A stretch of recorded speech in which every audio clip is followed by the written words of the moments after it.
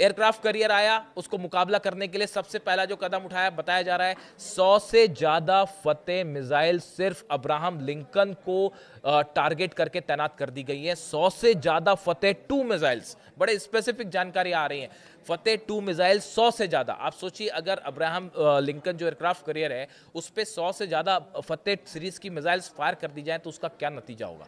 और अब उसको काउंटर करने के लिए सबमरीन्स भी रवाना हो गई हैं टॉर्पीडोज के साथ लोडेड मोड में। तो यानी सबमरीन भी मुकाबला करने के लिए तैयार है, बैलिस्टिक मिसाइल्स भी तैयार हैं, और ड्रोन्स आप जानते ही हैं। ड्रोन्स अब ईरान जो है वो अपने ड्रोन करियर जो है वो भी रवाना कर चुका है। ड्रोन करियर को लेकर मैंने अलग से वीडियो बनाया था, आपको बताया था कि ड्रोन करियर जो है ईरान का एक ऐसा शिप है जिससे ड्रोन फ्लाई कर सकते हैं। और अपने जितने घातक ड्रोन्स हैं, शाहिद सीरीज के जितने ड्रोन्स हैं वो उसमें तैनात कर दिए गए हैं, जो कभी भी बड़ा हमला कर सकते हैं अब्राहम लिंकन पर अगर किसी तरह का चैलेंज अमेरिका की तरफ से हुआ।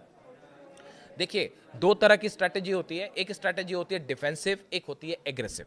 ईरान ने न सिर्फ डिफेंस का इस्तेमाल किया, S-400 तैनात हो चुका है, इसको लेकर अब ऑलमोस्ट खबरें कंफर्म ही हैं। S-400 को लेकर तमाम दावे होते रहे, लेकिन पिछले 24 से 48 घंटे में जो खबरें ईरान से आई उसके बाद अब डिफेंस एक्सपर्ट ये मान के चल रहे हैं कि S-400 तो तैनात हो चुका है। चाइनीज